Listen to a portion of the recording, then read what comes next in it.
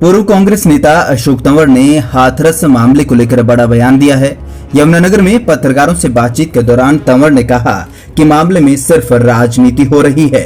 कांग्रेस के लोग अगर हाथरस जा सकते हैं तो वह राजस्थान और अन्य जगह पर क्यों नहीं गए। साथ ही तंवर ने कहा कि जब तक गद्दार लोग कांग्रेस में शामिल हैं वह कांग्रेस में नहीं आएंगे। तंवर ने कहा कि यह लोग शाम होते ही शराब की बोतलें खोल देते हैं, लेकिन वह 12 घंटे काम करने वाले हैं। तंवर ने हाथरस जाते हुए राहुल गांधी के साथ हुई धक्का मुक्की को लेकर हरियाणा कांग्रेस नेताओं पर ही सवाल भी उठाए। वहीं तंवर ने अनिल विज पर भी तंज कसा। विज के बयान कि वह राहुल गांधी को हरियाणा में नहीं आने देंगे पर तंवर ने कहा कि यह तो दम की बात है, जिसमें दम होगा वह रैली कर हरियाणा में आएगा और जिसे रोकना होगा वह रोकेगा भी, लेकिन हमारे होते किसी की हिम्मत नहीं होती ऐसा कहने की। हम तो अपने साथ परमाणु बम मिसाइल लेकर ही आते, और अब जो लोग राहुल गांधी के साथ हैं वही साथ नहीं दे रहे तो वह भी क्या कर सकते हैं। तंवर ने हरियाणा कांग्रेस नेताओं पर सवाल उठाते हुए यहां तक कह दिया कि हरियाणा कांग्रेस भाजपा पूरी तरह से मिले हुए हैं, क्योंकि जब चौटाला साहब जेल जा सकते हैं तो हुड्डा को क्यों नहीं जेल की रोटी खिलवाई जा रही। देखिए, कल जो हुआ, जहाँ तक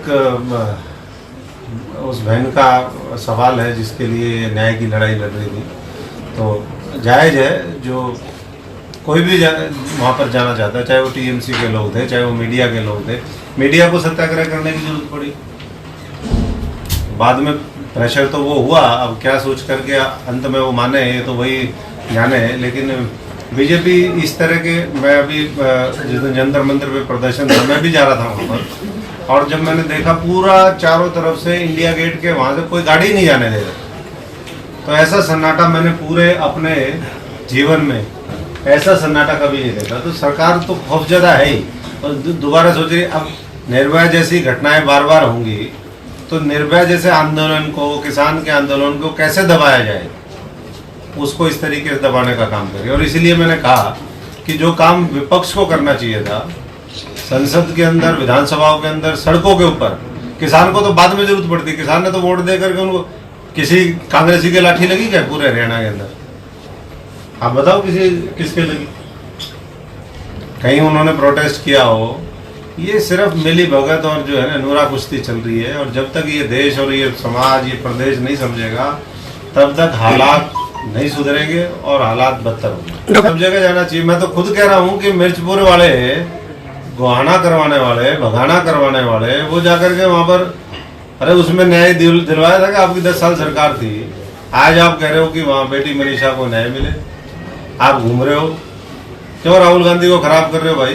तुम्हारी इमेज वैसे ही 3rd क्लास है।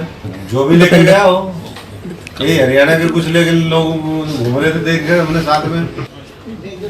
देखिए, हर चीज में ना तो हमें राजनीति समझनी चाहिए, राजनीति देखनी चाहिए, और राजनीति करनी भी नहीं चाहिए।